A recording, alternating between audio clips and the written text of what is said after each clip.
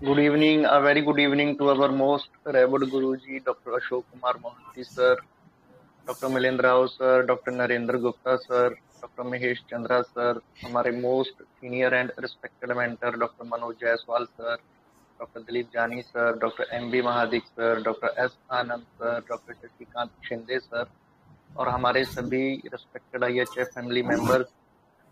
तो जैसा कि आप सभी को पता है, आज हमारे respected mentor doctor Dattatreya sir ने अपना एक बहुत ही इंटरेस्टिंग केस प्रेजेंट किया है और वंडरफुल रिजल्ट दिया है पेशेंट को।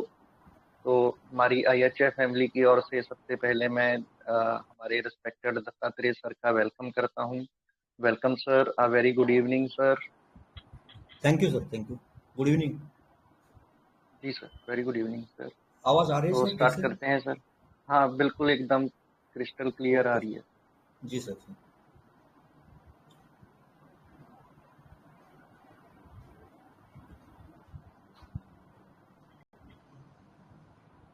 Okay sir. Good evening to all. सबको सर, आपका नमस्कार। कैमरा ऑन नहीं हुआ है। Okay sir, okay. जी सर। जी जी।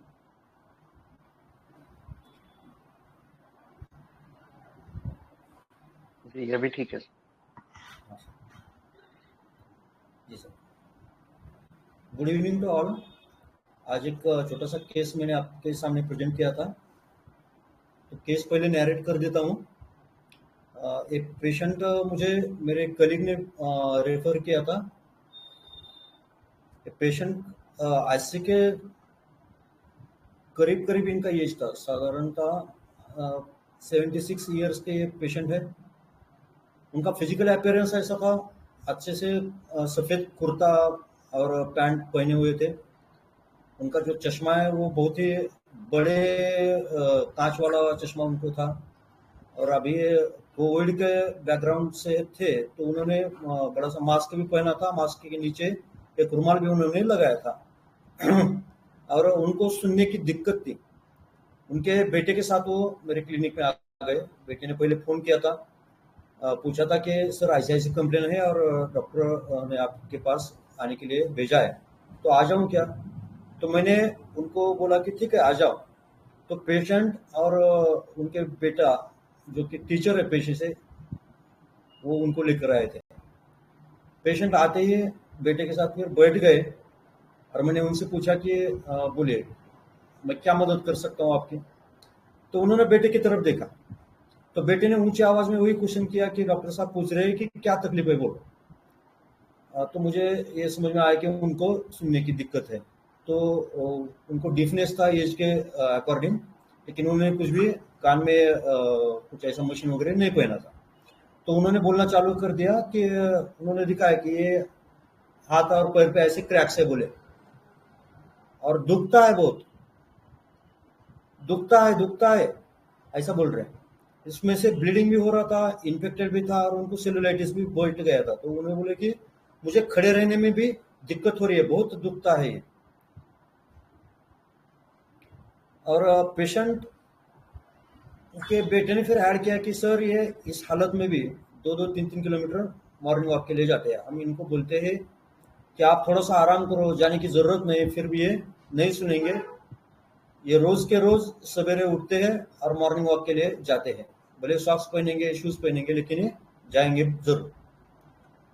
वैसे उनकी हेल्थ जो है, तो एज के हिसाब से उनकी हेल्थ बिल्कुल तंदुरुस्त है। उनको कोई बीपी की शिकायत नहीं है या उनको कुछ डायबिटीज की शिकायत नहीं है। जो शिकायत है वो वही उनके हाथ और पैर को डर्मेटाइटिस हुआ है।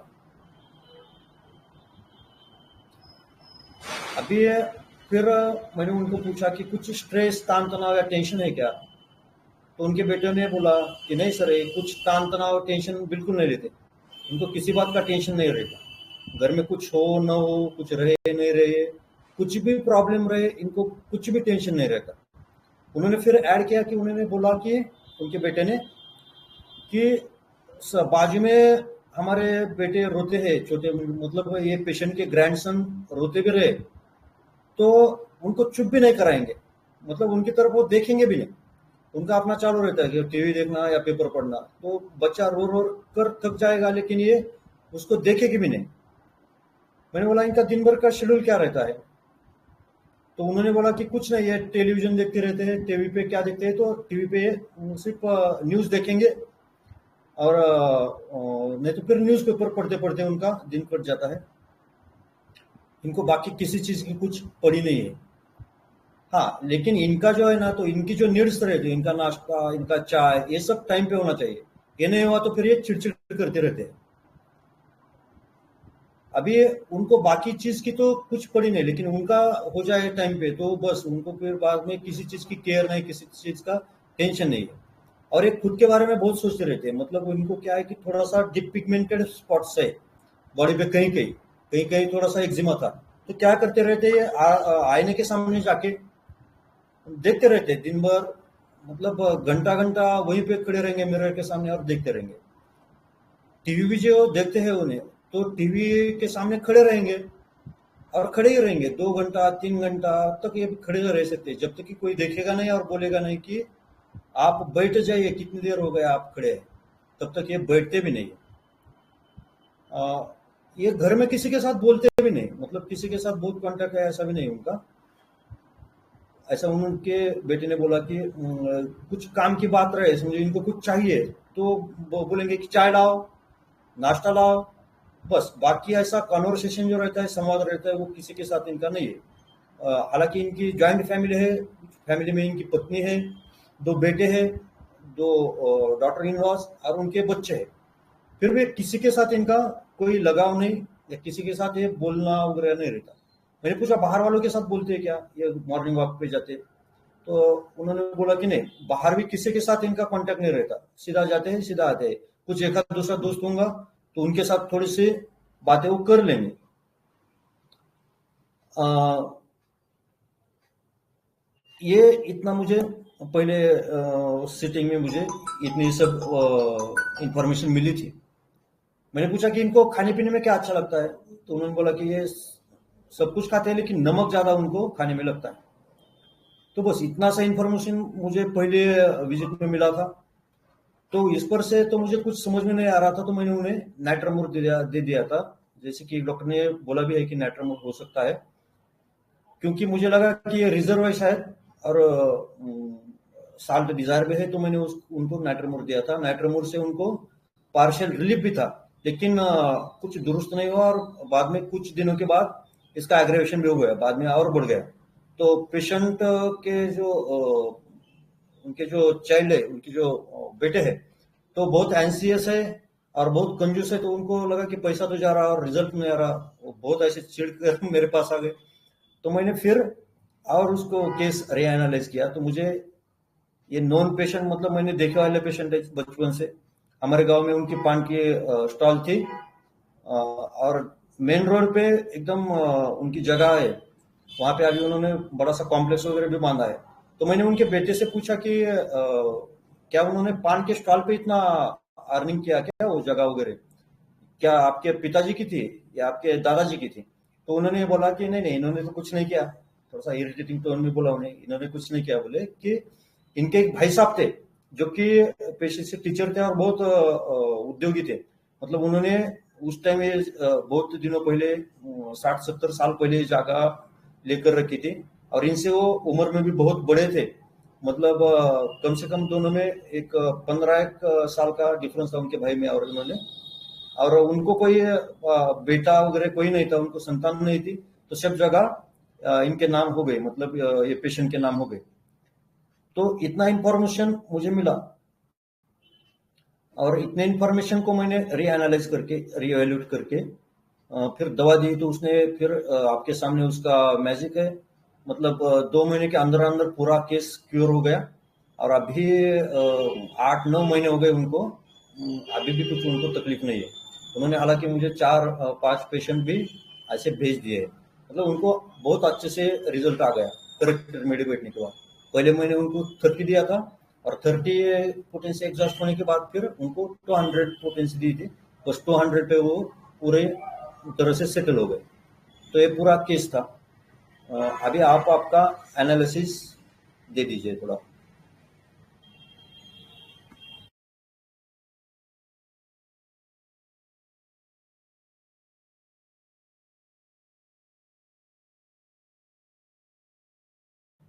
जी कोई बोलेगा अभी? जी बताइए प्लीज। Hello sir. हाँ मैम। यहाँ पे फैमिली में कहीं भी इन्वॉल्वमेंट नहीं ले रहा है, अपने में ही बिजी है। तो इंडिफरेंस एवरीथिंग टू जो चल रहा है, बच्चे रो रहे हैं, कुछ किसी को हेल्प चाहिए, किसी में भी इन्वॉल्व नहीं हो रहा है। और इमोशंस में ड्राइनेस भी लग रहा है। ईगोटिज्म एक लगता है, किसी के साथ वो ज्यादा इंडल्ज नहीं करता है बातों में वगैरह, अपने अपने में ही रहता है। और indifference everything to emotion dryness, self indulgent लेके मुझे पॉजिट्रॉन आ रहा है। पॉजिट्रॉन। हम्म। ओके मैम, लेकिन ईगो कहाँ लगा मैम आपको इसका? वो किसी ईगो के कहाँ साथ दिख रहा है? बातें भी नहीं, आपने अभी बोला वो किसी के साथ बातें वगैरह भी नहीं करता है, मिक्स भी नहीं होता है। ये एज में यूजुअली और लोगों को कंपेनियंस चाहिए रहते हैं। बाहर भी जाएंगे तो चार लोगों के साथ बात करते हैं, घर में भी उनको कोई ना कोई चाहिए बात करने के लिए। आजकल के जनरेशन को टाइम नहीं रहता है, तो ये जी उल्टा इधर ये अपने अपने में ही इन्वॉल्व रहता है, टीवी में और खुद में। जी मैम जी। ओके, बोलेंगे इस पे। थैंक यू मैम, बहुत अच्छे से एनालिसिस किया।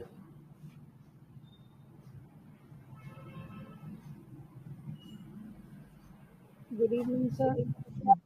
नहीं मैम। सर मुझे तो ये लगा कि उनको हियरिंग का प्रॉब्लम है, उसकी वजह से ही is not interacting much with the family. उनका प्रॉब्लम वो है क्योंकि उनको सुनाई ही नहीं दे रहा। बच्चा अगर रो रहा है तो उनको पता ही नहीं चल रहा कि वो रो रहा है, क्योंकि उनको ऊंचा सुनता है। एंड उसी रीजन से शायद ही इज टॉकिंग लेस, जो उनकी जरूरत का है बस वही ही इज जस्ट डूइंग। और उनको हर चीज अपनी टाइम पे चाहिए, और अपना उनका routine is fix. What ever he is doing extra. तो उससे मुझे तो कहीं ना कहीं आसनिक का फील आ रहा है। लेकिन इनके बेटे का कहना मैडम कि ये जो है ना, इनका स्वभाव जो है कि किसी के साथ नहीं बोलना, ज्यादा कुछ ऐसा मिलना नहीं किसी के साथ, या किसी के साथ बहुत कॉन्वर्जेशन नहीं करना, ये तो इनका पहले से है। और बच्चा रो रहा है तो समझो हम फील भी कर सकते हैं ना, समझो बाजू में बैठकर वो बच्चा रो रहा है तो इनको ऊंचा बोले तो सुनाई तो पड़ता है ना। और बच्चा तो थोड़े ऐसा कम आवाज में थोड़े रोएगा। मतलब चार दोन नेबर ये हो जाएंगे ना, अलर्ट हो जाएंगे कि क्यों रो रहा है बच्चा, इतना बच्चा रोया तो भी ये देखते हैं उसको। ऐसा था उनका, तो मतलब बच्चे सुनने का की। तो जेस्चर भी बता देता है ना, रो रहा है जैसे वो फेस। जी मैम। अगर आवाज से सुनाई भी नहीं पड़ता है तो बच्चे की फेस देख के वो चेहरा जी बता देता है ना कि ये रो रहा है। जी जी, और इतने भी ऐसे सर एकदम एकदम भी डीप नहीं ना, ये उनको थोड़ा सा ऊंची आवाज में बोले तो समझ जाते हैं। सर ये केस के लिए मैं कुछ बोलना चाहूंगी। जी मैम। सर ये जो बंदा है ना, मतलब कि काफी सेल्फिश है, मतलब सेल्फ सेंटर्ड है। इसको हर हाँ। चीज अपनी अपने टाइम के अनुसार चाहिए। बहुत ही फैस्टिडियस है इस मामले में कि मेरा जी। इधर से इधर नहीं होना चाहिए। और उसके हम्म। बाद में ये अकेला भी रहना चाहता है, ज्यादा मिक्सअप नहीं होना चाहता है। और अगर इसकी टाइम पे इसकी कोई मतलब की चीज नहीं है तो वो इरिटेबिलिटी होती है, मतलब कि इनकी। और ये सारे मतलब सबके प्रति ये इंडिफरेंट है। इसको सिर्फ अपना चाहिए कि मेरी हेल्थ, अपनी हेल्थ को लेके वो ज्यादा कॉन्शियस है, अपने हर चीज के लिए वो कॉन्शियस है। लेकिन जी। दूसरी तरफ से वो फुल्ली अनजान है। उसको कुछ भी पता चलता है कि कौन क्या कर रहा है क्या नहीं कर रहा है। हम्म। और मतलब कि इसको ये केयर फ्री माइंड का बंदा है ऐसा। मतलब कि और amusement भी चाहिए, टीवी देखता है ना, मतलब कि न्यूज़पेपर भी पढ़ता है, उससे ये अपना टाइम पास कर रहा है। मतलब कि वो अपनी ही दुनिया में है। जी जी मैम, और बराबर बोले मतलब आप। कि ये और इसमें जी, एनालिसिस तो करेक्ट है मैम आपका। सर। तो रेमेडी क्या देंगे मैम? हाँ जी। और सर मैंने तो इसमें जो रिपोर्टाइज करके दिया था तो मेरी सल्फर निकल रही थी। अच्छा, ठीक है मैम, बहुत अच्छा। मालूम है मुझे सर, रेमेडी शायद गलत है।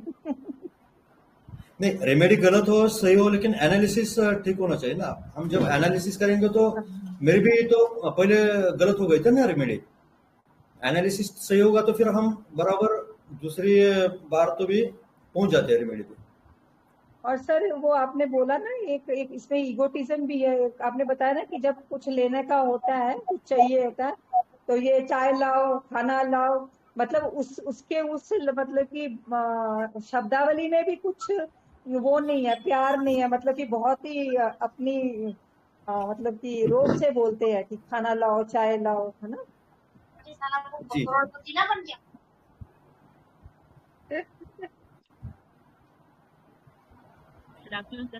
Thank you sir. जी ma'am, thank you thank you. Good afternoon sir. हाँ नमस्ते मैम, बोलिए। हाँ, ये कहानी में बहुत ज्यादा ट्विस्ट है सर आपके एट फर्स्ट प्लेस, बिकॉज यहाँ पर क्या था कि एक तो पेशेंट अम्यूजमेंट डिजायर में भी दिखता है, कभी प्रॉपर टू भी दिखता है, और इतना ज्यादा इररेस्पॉन्सिबल है कि कभी जिंदगी में वो कमाया नहीं है अपने बच्चों, अपने बीवी बच्चों के लिए, मतलब जो रेस्पॉन्सिबिलिटी लेना चाहिए था वो रेस्पॉन्सिबिलिटी उसने लिया नहीं है एट फर्स्ट जी प्लेस। अगर जी सोचेंगे तो फिर why he has not taken the responsibility, why he has not earned, that is the main question here, because ये जिस तरह का रेमेडी है वो एक थोड़ा सा डिफरेंट फैसेट यहाँ पे दिख रहा है। वो हो सकता है कि बिजनेस इनकेपेसिटी रही होगी उसकी, तो ये भी हो सकता है। एक तो सर मैंने फर्स्ट मेरे को लगा कि बेलाडोना होगा, क्योंकि इतना बेलाडोना या लेकेसिस की तरफ सोच रही थी, बिकॉज इतना पेन, इतना सब कुछ रहने के बावजूद वो खड़ा नहीं रह पा रहा है, लेकिन फिर भी still he is going for the walk every day, right. And second चीज वहां पर ये चीजें थी कि he is very proper in timing को लेकर, प्रॉपर टू दिख रहा था, और अपनी रूटीन को लेकर दिख रहा था वो जिस तरह से कर रहा है। और दूसरा क्वांटिटी ये कर रहा है, तो कर रही है चीजें कि वो जब टीवी देखने ठहर जाता है, और जब तक कि उसको वो बोलते नहीं है तब वो बैठता है कि मतलब बैठ जा। This is he absorbed in something, मतलब अपनी ही दुनिया में ये खोया हुआ है। इतना सेल्फिशनेस दिख रहा है इसका, सेल्फिशनेस दिख रहा है, सेल्फ सेंटर्ड बंदा लग रहा है कि बच्चे हैं, ग्रैंडसन्स हैं, उनको देखभाल करना चाहिए, ये he is not doing that job. He is avoiding, basically he अपने आप को मैं और मैं, उसके अलावा कोई है नहीं अभी राइट नाउ ये केस के हिसाब से। तो आपने वहाँ पे नमक डाला हुआ है नमक का चरका +3 के पॉइंट्स के साथ, तो वो नेट्रम्योर की तरफ जाता है अगर कुछ ऐसे रूब्रिक्स लेंगे तो। बट नेट्रम्योर क्योंकि एम्बिशियस होता है, नेट्रम्योर बहुत ज्यादा रेस्पॉन्सिबिलिटी टेकिंग सीरियसली में है, तो फिर ये नेट्रम्योर वहां पर कट ऑफ हो जाती है। तो I am thinking of belladonna और lachesis in that case, so let us hear from you further. नेट्रमोर तो दिया था उसको, लेकिन नेट्रमोर फेल हो गया। नेट्रमोर पहले प्रिस्क्रिप्शन में नेट्रमोर ही दिया था, जो कि फेल हो गया था ma'am. Yes thank you ma'am. तो और वो डलनेस भी बहुत ज्यादा नजर आई, बिकॉज जो मराठी में था वो उसका ये follow up, but still what I found is कि जब उसको पूछ रहे तो वो इतना डल होके बता रहा है, तो बहुत ही मतलब बोलते हैं ना रेस्पॉन्स बहुत ही उसके डल है और वैसे है। तो जिस तरह का रूब्रिक प्रेजेंटेशन, केस प्रेजेंटेशन था, वो हिसाब से हम ओपीएम की तरफ भी जा सकते हैं, बट स्टिल वो बहुत कंफ्यूजन में था। बट स्टिल मेरे को लगता है आपसे सुन रहे ओपीएम की तरफ जा सकते हैं उसके डलनेस की वजह से, लेकिन ओपीएम क्या इतना देखेगा क्या कि मुझे क्या हो रहा है। हर समय जो आता था ना, तो मुझे ऐसे चर्चा करता था कि ये कम नहीं हुआ, ये कम नहीं हुआ, ऐसे स्किन इरप्शन दिखाता था। ओपीएम को कुछ पड़ी नहीं उसकी, नहीं पड़ी, ओपीएम को कुछ भी हो जाए उसको पड़ी नहीं बिल्कुल। करेक्ट। मतलब ओपीएम तो आपने एडिक्टेड भी दिखा कुछ जगहों पर, वो एडिक्टेड दिखा because the way he is absorbed in television. तो ये एडिक्शन ही हुआ ना, कि मतलब उसको ध्यान ही नहीं है कि वो क्या कर रहा है। ये एडिक्शन भी दिखा थोड़ा सा उधर। अच्छा, एडिक्शन तो नहीं था इसका। In all sir I will go with belladonna और lachesis. Thank you. Okay ma'am, nice ma'am, nice, thank you.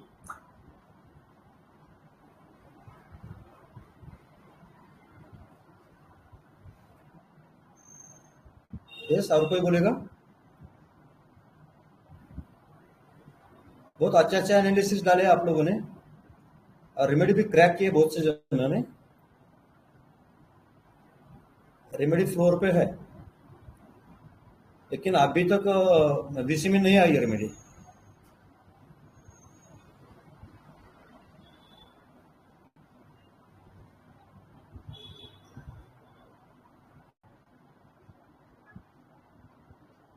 और कोई एक दो जन दे दे अपना एनालिसिस तो हम डिस्क्लोज कर देंगे। जी बताइए प्लीज। उनका डलनेस के हिसाब से प्रॉपर 2 में तो फिर बायोटा का भी है। जी don't know. Okay proper to कैसे लगा मैम आपको ये? खुद से कर हेलो रहा है सर, वो एकदम doctor sir. Everything he is doing by on time. मतलब उसका हर चीज एक करने का एक मतलब यू नो एडेप्टेबिलिटी उसकी ऐसी है कि मॉर्निंग में उठ के जाएगा ही और टाइम पर खाना खाएगा और अपना सब कुछ देख रहा है ना, तो शायद प्रॉपर टू ऐसा हो सकता है, ले सकते हो ना। Yes thank you. Good afternoon sir. Sir इस केस को देखने के बाद पहला तो फील मुझे बराटा कार आ रहा था, लेकिन मैंने सोचा कि चलो रेपेट्रिस से कुछ देखते हैं। तो पहला मुझे सेल्फिशनेस लगा, क्योंकि ये भी देखना है कि ये सेल्फिश है या इनडिफरेंस है। और दूसरी ये बात है कि डलनेस है, तो डलनेस इवनिंग इवनिंग लिया है, सेल्फिशनेस। और एक जगह मुझे सेल्फिश मटेरियलिस्टिक लगा था, लेकिन मैंने उसको थोड़ा बाजू में रख के इनडिफरेंस मनी टू मेकिंग ऐसा लिया है। और ओके और दूसरी बात है कि डिपेंड है, पूरी लाइफ वो दूसरों पे डिपेंड रहना चाहता है। और मैंने एक जगह आपको पूछा भी था कि ये अम्यूजमेंट है या ईगो है, जहाँ की जबकि आपने बोला कि ईगो नहीं है, तो मैंने उसको भी छोड़ दिया। तो मेरा फर्स्ट थॉट ऐसे थोड़ा डलनेस के बारे में सोचे, अगर हम स्पाइनलेस वगैरह ऐसा सोचा तो सिलिशिया आ रहा है, और सेकंड थॉट मेरा सेपिया आ रहा है सर। ओके मैम, वैसा है कुछ।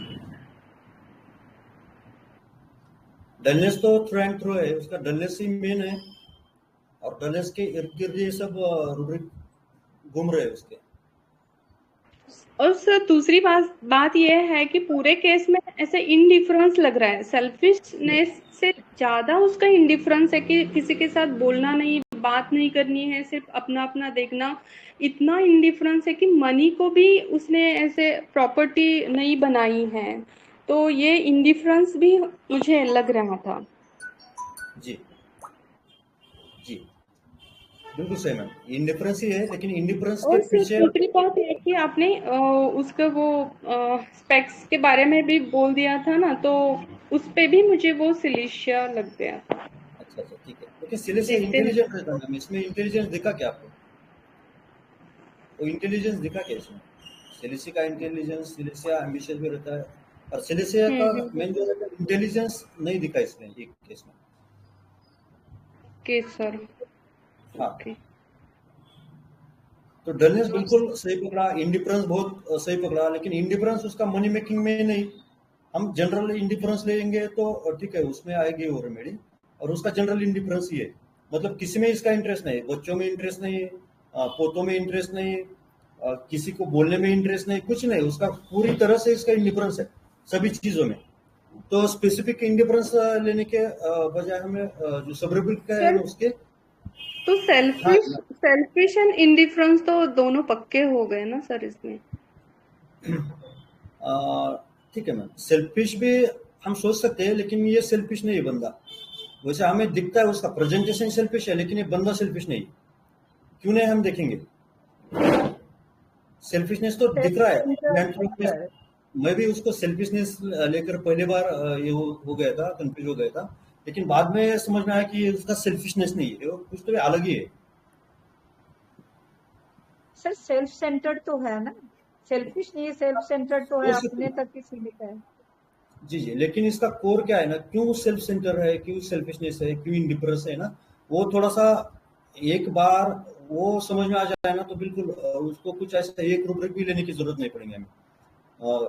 जल्दी से हमें समझ में आ जाएगा कि ये क्या रेमेडी है। तो सेल्फ सेंटर भी दिख रहा है, क्योंकि मिरर के सामने खुद को देखते रहता है, हर बार आपने पड़े रहते हैं। और इसको क्या था ना, जब वो बेटा जो जितनी भी बार मेरी तरफ आया ना उनको लेकर, तो हर बार उनके चिडता था, हा चला चला बा झालं, राहू द्या ते आता, ते किती सांगतात डॉक्टरांना, चला चला, असं करायचं। तो म्हणजे इस तरह से उनसे बातें करता था उनका बेटा। और एक दो बार मेरा बेटा भी साथ में था, ओपीडी में बैठा हुआ, तो उसने मुझे पूछा कि पप्पा ये क्यों इतना चिढ़ता है, अपने पिताजी पे ऐसा चिढ़ना ठीक है क्या, तो क्यों चिढ़ रहा है। तो इसका भी हम यदि एनालिसिस करें कि क्यों चिढ़ रहा है ये बच्चा, बार बार उन पे क्यों चिढ़ता है, तो फिर भी हमें दवा आ जाएंगे। ये तो मतलब बुकिश पिक्चर हो जाएगा, मतलब वो दवा का ये सब समझ में आ जाएगा। मतलब ये सब लिखा है हमारे मटर मेडिका में। तो मैं बाद में डिस्कशन के टाइम में पढ़ के दिखाऊंगा आपको। हेलो। इसका कोर एक बार समझ में आ जाता है क्यों कर रहा है, इंडिफरेंस क्यों है, इसका सेल्फिशनेस क्यों है, सेल्फ सेंटरनेस क्यों है। एक बार वो समझ में आ जाए तो बिल्कुल ये दवा बहुत सही हो जाएगी, सही मतलब एकदम से फटाक से हमारे सामने आ जाएगी। लेकिन पिक्चर तो इतना ही सामने था मेरे। हेलो। बहुत से भी की है रेमेडी। हाँ हेलो। हाँ, मुझे तो ये जैसे सेल्फिशनेस और सेल्फ सेंटर्ड जो आप बोल रहे हैं ना, और जी। इसने रिस्पॉन्सिबिलिटी भी तो नहीं ली है ना, हम्म। रिस्पॉन्सिबिलिटी नहीं ली है, और इससे इस वजह से इसके बेटे को अच्छा नहीं लगता है कि ये मेरा पापा तो कुछ किया नहीं है शायद मेरे लिए, इसलिए वो चिढ़ता होगा। जी तो जी। एक तरह से इंडिफरेंस, एक वेरेट्रम जैसा लगता है ना, कि जैसे कि वो सुनता भी नहीं है, हम्म। और वेरेट्रम की फील आ रही है एक, और दूसरी एक गिलकेरिया कार्प जैसी भी लग रही है, जो रिस्पॉन्सिबिलिटी नहीं चाहिए और सब कुछ चाहिए इसको। ओके। हाँ हाँ हाँ। और तीसरी एक लग रही है लाइको, पता नहीं तीन में लाइको जैसी लग रही, क्योंकि उसमें भी रिस्पॉन्सिबिलिटी नहीं रहती है, उसको बिना जी, रिस्पॉन्सिबिलिटी के सब कुछ चाहिए। सब कुछ चाहिए, बिल्कुल बिल्कुल, ये तो बात हाँ। सही बोल रहे हो। हाँ, ये तो सही बात बोली आप। इसको यस। रिस्पॉन्सिबिलिटी नहीं होना और सब कुछ चाहिए इसको। हाँ, चाहिए सब कुछ, सारा जी कुछ। और जी। वेरिट्रम इसलिए लग रहा है कि ऐसा कुछ करता होगा ये, इसलिए उसका बेटा इतना चिढ़ता है। चल, अच्छा, वराट्रम की गंदगी ऐसा। कहीं लगी क्या इसमें? वराट्रम जो हाँ, गंदापन रहता है गंदगी ना तो, वराट्रम हाँ नहीं लगा, गंदगी तो नहीं लगी, इसलिए मैं बाकी दो रेमेडी में गई। में। हाँ, गंदगी नहीं लगी मुझे। सर ये खुद की वीकनेस छुपाने के लिए तो ऐसा बिहेव नहीं कर रहा, यानी जैसे वो सुन नहीं सकता है बराबर से, तो खुद की वीकनेस जो है तो उसको हाइड करने के लिए अपने आप को पावरफुल दिखा रहा है कि मैं किसी को कुछ बोलूंगा नहीं, मेरी बात जल्दी से हो जाना चाहिए। नहीं, पावरफुल कहाँ दिखा रहा है? खुद को पावरफुल बिल्कुल नहीं दिखा रहा है, पावर तो नहीं दिखा रहा है बिल्कुल, और कुछ छुपा भी नहीं रहा है, मतलब सब कुछ दिखा रहा है। पावर कहीं भी नहीं दिखाई उसने। मतलब उसका कैसा है कि जैसे एक आधा बच्चा रहता है, बच्चे को समझो उसके टाइम पे वो खाना चाहिए तो मांगेगा वो, और देर हुई तो फिर रोएगा। तो ऐसी हालत है उसकी, ये कहीं पे पावर नहीं दिखाता। जैसे बच्चे को टाइम पे कुछ मिला नहीं, उसको बिस्किट पूरा चाहिए, चॉकलेट चाहिए, बिस्किट चाहिए, और उसको नहीं मिला तो क्या करेगा, वो थोड़ा सा इरिटेट होगा, या मम्मी के पीछे लगेगा कि क्यों नहीं दिया। तो इस तरह का उसका बिहेवियर मुझे लगा था। थोड़ा और एक क्लू उसके बारे में।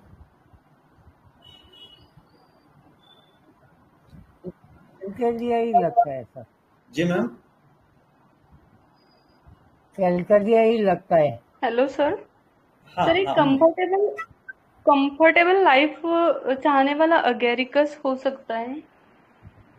नहीं, सिंपल सोचो ना मैम, ये क्या कर रहा है, मतलब समझो जो कुछ किया उसने लाइफ में, अभी उसके लाइफ का आखिरी दौर शुरू है उसका, 80 इयर्स के अबाउट जा रहा है वो। और 80 इयर्स में क्या किया उसने? एक पान की टपरी थी उसकी, बस जो कुछ कमाई है जगह की वगैरह, तो उसके भाई ने दिए। तो शुरू के सालों में उसको भाई ने संभाल लिया, क्योंकि भाई को कुछ औलाद नहीं थे, तो उन भाई ने उन्हें औलाद के जैसे उनको संभाला। उनको कोई बच्चे वगैरह नहीं थे, तो बाद में इनके बेटे बड़े हो गए। एक बेटे ने वहाँ पे मोबाइल शॉप पे डाली है, अच्छे से वो भी इनकम है उसका भी। दूसरा बेटा और बहू उनकी टीचर है, तो उनका भी इनकम अच्छे से चालू हो गया। तो इनकी तो जिंदगी कैसी बसर हो गई, देखिए मतलब पूरा जो इनका जीवन का क्रम देखेंगे, जीवन या अपना इसकी देखेंगे, तो पूरा इनका जो है तो दूसरों ने किया। मतलब ये क्या है इनकी जिंदगी। तो यहाँ से यदि एंट्री करेंगे तो बराबर हम रेमेडी तक जाएंगे। क्या कैलकरिया सर, कैलकरिया सर? पैराटा कार्प कैलकरिया होगा ही ये लगता है। जी स्पाइनलेस सर। लग रहा है सर, चेंज अवर्जन डिपेंडेंट है ऑन इसको। अदर्स। कौन और बोल रहा है ये अभी? चाइल्डिश बिहेवियर है इस एज में, इसका चाइल्डिश जैसा लग रहा है सर। जी जी सर। कौन बोल रहे हैं sir? Dependent on the carried desire to be carried. हाँ सर ये जी चेंज बिल्कुल। एवर्जन हो सकता है कि एक ही लेकर ऐसे आगे, मतलब यस मैम, ये मराठी में चेंज बोलते हैं एवर्सन में है। हाँ चेंज एवर्जन ही है बिल्कुल। हाँ बिल्कुल। तो क्या हो गया आपकी रेमेडी, क्या होगी मैम? बोलते हैं ना आयत्या पिठावर रेघोट्या मारणे, उस टाइप का सर लगता पैराटा है ये। कार्प। जी जी। बराटा कार्प। Baraita carb लग रहा है सर। बराटा कार्प किसने बोली सर? सर आपका मैं नाम? देवाशीष गायन।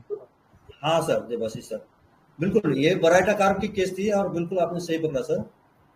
ये बिल्कुल बराटा कार्प था और बराटा कार्प 30 के डोज से उसका पूरा सेलुलाइटिस भी चला गया, उसका पूरा इन्फेक्शन पहले कम हो गया, इचिंग था, इचिंग भी कम हो गया और क्रैक्स जो थे ना वो धीरे धीरे उसके कम होते चले गए। ये बिल्कुल ही बराटा था। अभी बराटा कैसे दिखा इसमें, तो मैंने क्या किया कि उसका रीएनालिसिस करते टाइम उनके बेटे से पूछताछ की कि आपकी तो जगह बहुत बड़ी है, मतलब उनका एकदम मेन रोड पे प्रॉपर्टी है बड़ा सा, और वहाँ पे उन्होंने बड़ा सा काफी कॉम्प्लेक्स निकाला हुआ है। तो मैंने बोला कि काका ने तो बहुत प्रॉपर्टी कमाई है, तो कब ली थी? तो उन्होंने एकदम ऐसे तिरस्कार से कहा है ये क्या कमाएंगे, ये तो सब इनके भाई का है। मतलब हमारे जो चाचा थे जो कि इनसे 15-20 साल बड़े थे, तो उन्हें वो टीचर थे और उनके और भी कुछ बिजनेस थे, तो वो बिजनेस के माध्यम से उन्होंने कमाया था। और इनका जो था हम देखते थे बचपन से कि रोड पे छोटा सा पान का स्टॉल था, पान का स्टॉल पे बैठते रहते थे, बाकी कुछ करते नहीं थे। मतलब इनके जो बच्चे भी हमारे स्कूल में पढ़ते थे, हम एक स्कूल में पढ़ते थे, तो ये कभी स्कूल भी नहीं आए थे बच्चों के साथ कुछ प्रॉब्लम रही तो, और उन्होंने कुछ कमाया भी नहीं था। अभी भी देखे तो अभी तक भी उन्होंने कुछ नहीं किया। तो ये क्या था, ये डिपेंडेंसी थी पूरी तरफ से। अभी किसी ने बोला कि ये स्पाइनलेस है, तो ये स्पाइनलेसनेस था इसका, ये डिपेंडेंट था। और हमारे पास एक रूब्रिक है कि एलिमेंट्स फ्रॉम प्रोटेक्शन, पेरेंट्स का जो प्रोटेक्शन रहता है, तो प्रोटेक्शन की वजह से जो तकलीफ होती रहती है किसी किसी को, तो वो रूब्रिक इसमें एकदम ऐप्ट लगा मुझे। तो बस ये रूब्रिक में सिर्फ 3 रेमेडीज है।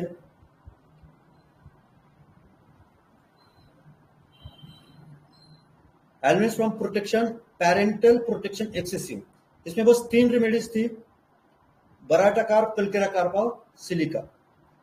अभी हम आगे देखें तो ये क्या कर रहे हैं, तो इनका जो कपड़े पहनने का ढंग है, उनका जो उनके जो हाथ में वॉच है, उनका जो मास्क पहनने का ढंग है, ये सब जो था तो मुझे वो चाइल्डिशनेस लगा। दूसरा उन्होंने बताया कि वो घर में क्या करते हैं कि खड़े रहे मिरर के सामने तो देखते रहते अपने आप को, हाथ को, पैर को देखते रहेंगे क्या हो रहा क्या नहीं, क्या हो रहा क्या नहीं। मतलब ये ऐसा कौन करता है यार? अभी 80 की उम्र है। अभी शायद संजीवनी मैडम ने बोला था कि प्लेटिना तो आओ, प्लेटिना क्या करेगा कि प्लेटिना देखेगा हाय मैं कितना सुंदर हूँ, मैं कितना अच्छा दिखता हूँ। लेकिन ये चीज उन्होंने उनमें कहीं नहीं थी। ये जो था ना, ये चाइल्डिशनेस मुझे लगा, बिल्कुल ये चाइल्डिश बिहेवियर था। और childish behaviour in old age, इसमें बराटा कार्प बहुत मार्क है। मैंने दूसरा रूप लिया था childishness in childish behaviour old people in. अभी वो सवेरे सवेरे जा रहे हैं मॉर्निंग वॉक के लिए, जैसे कि उनको बहुत तकलीफ है, उनको खड़े रहने में भी दिक्कत हो रही है, तो ये तो उनका फ्रीवोलनेस था ना, ये बिल्कुल फ्रीवोलसली जा रहे हैं, उनको कोई लेना देना नहीं। मतलब उनका जो रूटीन जो फिक्स हुआ है, वो रूटीन बराटा कार्प क्या करता है कि रूटीन कभी भी तोड़ता है, बस उसके रूटीन के हिसाब से उसे चलना है। तो उसे कुछ लेना देना नहीं कि मुझे मेरे पैर दर्द कर रहे, क्रैक से कुछ ऐसा खून वगैरह जा रहा था, उनको कुछ इसका लेना देना नहीं था। वो अपना सॉक्स शूज पहनते थे और अपने मुहिम पे, अपने मिशन पे चले जाते थे। तो फ्रीवोलसनेस, फिर से चाइल्डिशनेस मुझे लगा था।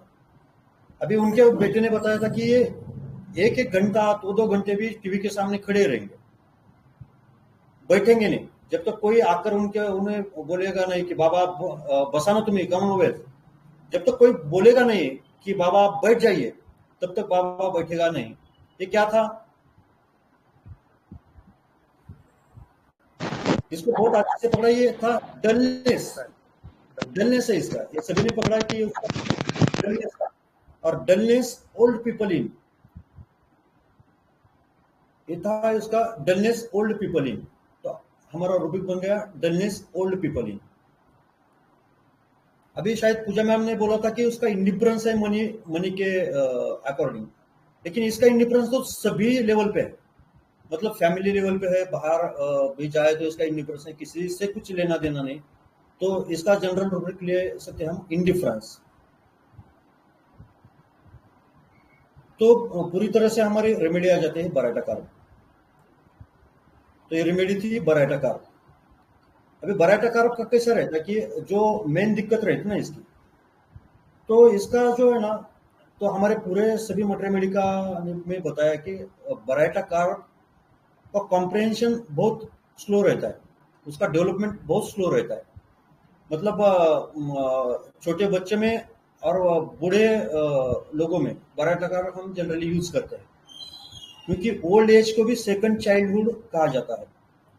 तो मुझे कहीं ना कहीं उनको देखकर ऐसा लगा कि ये सेकंड चाइल्डहुड में है, क्योंकि चाइल्डिशनेस जो था उनके बिहेवियर में, तो मुझे वो ज़्यादा इम्पोर्टेंट लगा। जब मैंने केस एनालाइज किया तो मुझे लगा कि इनका चाइल्डनेस कहीं ना कहीं तो भी मार्क्ड है। तो उनके चाइल्डनेस के हिसाब से, और चाइल्डनेस कब है, तो ये सेकंड चाइल्डनेस लग रहा है, मतलब एडल्टहुड में इनका चाइल्डनेस है। तो बराटा कार्ब में चाइल्डनेस बहुत मार्क रहता है। इनकी जो डेवलपमेंट होती है ना, तो उम्र के हिसाब से इनकी डेवलपमेंट नहीं रहती, और ये उनके थ्रू एंड थ्रू, मतलब पूरे जिंदगी में वो बराटा कार्ब की स्थिति में ही अपनी पूरी जिंदगी बसर की है। मतलब समझो जैसे कि उनके जवानी में या बचपन में उनको उनके भाई ने संभाला, और बाद में भाई के जाने के बाद इनके बेटे मार्केट में आ गए, उन्होंने उनको संभाल रहे। तो अभी ये टिके हैं, मतलब अभी उनके लाइफ के वो आखिरी पड़ाव पे है। आखिरी पड़ाव तक उनका जो प्रोटेक्शन है तो उनके पेरेंट्स कर रहे हैं, मतलब उनके बेटे अभी उनके क्या हो गए, उनके बेटे अभी उनके पेरेंट्स हो गए। मतलब उनकी जिंदगी पूरी एक्सेसिव पेरेंटिंग कंट्रोलिंग में गई है, मतलब पेरेंटिंग प्रोटेक्शन में गई है। इसको स्पाइन नहीं है, ये आदमी को क्या नहीं है, स्पाइन बिल्कुल नहीं है। और सबसे इंपॉर्टेंट चीज क्या रहती है, अभी बराटा कार्ब जो है तो सेकंड ए इस रो से है, और सेकंड ए का क्या रहता है इंपॉर्टेंस, उसका क्या कैरेक्टरिस्टिक है कि इसमें डिपेंडेंसी रहती है। जितने भी हम रेमेडीज देखेंगे उसमें समझो जैसे कि कलकिरा कार्ब का, ये बराटा कार्ब का, तो उनको ये पूरी तरह से डिपेंड रहते हैं अपने आईपीआर पे। लेकिन बराटा कार्ब इज टोटली डिपेंडेंट, बिल्कुल अपने आईपीआर पे पूरी तरह से डिपेंड रहता है। मतलब इसको क्या रहता है कि feeling of total incapacity to take on responsibility और डू वंस ओन वर्क। मतलब एक खुद की रिस्पॉन्सिबिलिटी भी नहीं लेते बिल्कुल, अपनी छोटी चीजों के लिए ये दूसरों पे डिपेंड रहते हैं। कुछ भी करना है, समझे इसका एडमिशन भी लेना है तो भी ये दूसरे पे डिपेंड रहेगा, इसको किसी के साथ खेलने के लिए जाना है तो भी ये लोगों पे डिपेंड रहेगा कि चलो मम्मी मुझे खेलने जाना है तो आप मेरे साथ रहो ही रहो। मतलब हर तरह की, मतलब अपने खुद की भी जो रिस्पॉन्सिबिलिटी है ना, ये खुद ले नहीं सकता। क्यों नहीं ले सकता? क्योंकि इसमें इनकैपेसिटी है, पूरी तरह से क्या है, डिपेंडेंट है। अभी डिपेंडेंसी की क्या वजह है उसकी, कि उसका जो ब्रेन है, कि ब्रेन की पावर जो है ना वो डेवलप नहीं रहती। मतलब जितना इंटेलिजेंस चाहिए, जितना कॉम्प्रिहेंशन चाहिए, जितनी समझ सूझबूझ चाहिए, ये बराटा कार्ब में बिल्कुल हमें नहीं दिखेगी। मतलब इसकी सूझबूझ बिल्कुल भी नहीं रहती कि किस चीज में किस तरह से बर्ताव करना चाहिए, तो ये बिल्कुल इसको जमता नहीं। मतलब इसका जिंदगी भर यही प्रॉब्लम रहता है, ये हमेशा बैक बेंचर रहेगा, शाइनेस रहेगा। अभी शाइनेस क्यों आती है? तो शाइनेस भी इस डिपेंडेंसी की वजह से, इस लैक ऑफ कॉम्प्रिहेंशन की वजह से आ जाएगी। तो अभी मेन क्या है उसमें, शाइनेस है, कॉवर्डाइसनेस है, टिमिडिटी है, फियर ऑफ स्ट्रेंजर्स है। अभी हमने देखा कि इसमें इंडिफरेंस है, किसी के साथ मिलना जुलना नहीं। लेकिन इसका ओरिजिन कहाँ से होता है? तो इसका ओरिजिन होता है lack of comprehension and instinct to remain in familiar circumstances and familiar people. उसको उसके फैमिलियर जो रिलेशंस है, फैमिलियर जो वातावरण है, फैमिलियर जो एनवायरमेंट है, तो उसको नहीं छोड़ना। बिल्कुल क्यों नहीं छोड़ना है? तो उसमें लैक ऑफ कॉम्प्रिहेंशन है और उसको लगता है कि मैं यहाँ पे सेफ हूं, अभी मुझे तो बाहर का कुछ समझता नहीं है और मैं कुछ बोलूं तो लोग मुझ पे हंसते हैं, मैं मॉक किया करे जाता हूं, लोग मुझ पे हंसते हैं, मुझे चिढ़ाते हैं। बाहर जाऊं तो ये तो मेरे फैमिली के लोग हैं, ये मुझे संभाल लेंगे, ये मुझे संभालते हैं। इसलिए उसे अपनी फैमिली छोड़कर, अपना फैमिलियर बैकग्राउंड छोड़कर, मतलब अपनी फैमिली छोड़कर उसको बाहर नहीं जाने का, उसको चेंज नहीं चाहिए। चेंज क्यों नहीं चाहिए? चेंज हुआ तो क्या हो जाएगा? तो इसकी फिर इनसिक्योरिटी आ जाएगी, क्योंकि उसमें खुद का ये कॉन्फिडेंस नहीं कि मैं उसको फेस कर सकूंगा, वो जो बदलते हालात है उसको मैं फेस कर सकूंगा, ये उसमें उतना ताकत नहीं, उतनी उसकी इंटेलिजेंस नहीं कि मैं चेंज हुई परिस्थिति, तो वो बदली हुई परिस्थिति को मैं फेस कर सकूंगा। तो इससे क्या हो जाता है कि उसमें पूरी एंटिसिपेटरी एंजाइटी आ जाती है। यदि मैंने ये फैमिलियर बैकग्राउंड छोड़ा या फैमिलियर एनवायरमेंट छोड़ा तो क्या हो जाएगा, इसलिए उसको चेंज इन एवर्जन है। वो किसी भी स्थिति में वो परिस्थिति को, अपनी जो फैमिलियर परिस्थिति है, फैमिलियर जो स्थिति है, उसको चेंज नहीं करना चाहेगा, क्योंकि एक बार वो चेंज कर जाएगा तो फिर उसको पता है कि लोग मुझ पे हंसेंगे, लोग मुझे मॉक करेंगे, मेरे मजाक उड़ाएंगे, तो इससे वो बहुत अपनी लाइफ में डरते रहता है। इसलिए उसको है fear of strangers and aversion to company. अभी हमारे भी केस में हमने देखा कि इसको कंपनी नहीं चाहिए, मतलब घर वाले भी नहीं चाहिए ना बाहर वाले चाहिए, किसी के साथ ये घुलता मिलता नहीं। अभी क्या हो जाता है कि बच्चों का केस देखे तो बच्चों में ये शाइनेस, ये टिमिडिटी हमें जल्दी से समझ में आ जाती है, लेकिन एडल्ट देखेंगे तो उनका जो टिमिडिटी है ना, तो कंपनी एवर्शन के माध्यम से हमें दिखता है। एक्चुअली होता क्या है कि अभी जैसे जैसे बराटाकार एडल्ट हो जाता है तो उसमें कुछ कॉम्पेंसेशन हो जाता है, मतलब वो परिस्थिति को एडाप्ट करने की उसमें कला आ जाती है अपने आप। तो एक एडाप्टेशन कैसा हो जाता है, उसका कॉम्पेंसेशन कैसा हो जाता है, वो टिमिडिटी का, वो शाइनेस का, तो क्या कर देता है वो कि कंपनी एवर्स कर देता है कि मुझे लोग हंसेंगे तो क्या करने का, तो क्या करेंगे हम, लोग हंसते हैं तो बिल्कुल क्या करने का, उसको डिनाई कर देने का। ये जो डिफेंस रहता है ना डिनाई का, तो क्या कर देता है कि अपनी कंपनी को पूरी तरह से डिनाई कर देता है, एवर्शन फॉर कंपनी। और एक कम बोलने लगता है, बोलेगा ही नहीं। क्यों नहीं बोलेगा? क्योंकि आदमी तो ठीक दिखेगा समझो, लेकिन जब उसका मुंह खुलता है ना तो आदमी की पहचान हो जाती है, ऐसे बोलते हैं। क्योंकि मराठी में एक कविता है, ऐसा बोलेंगे हम कि झाड जाणी जे फुले आणि माणूस जाणी जे बोले, म्हणजे किसी भी पेड़ की पहचान हम उसके फूलों से करते हैं, वैसे किसी भी आदमी की पर्सनालिटी का जो पहचान है तो उसके बोलों से की जाती है। मतलब वो क्या बोल रहा है, कैसे बोल रहा है, उसका कॉन्फिडेंस लेवल हम वहीं पे चेक करते हैं। उसकी जो पर्सनालिटी है, तो वो पर्सनालिटी कैसी है ये कैसे समझ में आ जाता है हमें। एक तो उसका फिजिकल अपीयरेंस, ठीक है, फिजिकल अपीयरेंस तो बहुत अच्छे से उन्होंने संवारा, लेकिन अंदर की जो पर्सनालिटी है ना, वो अंदर से कैसा है, वो कैसे समझ में आ जाएगा हमें। तो समझ में आ जाता है उसके बोलों से, मतलब वो क्या बोल रहा है।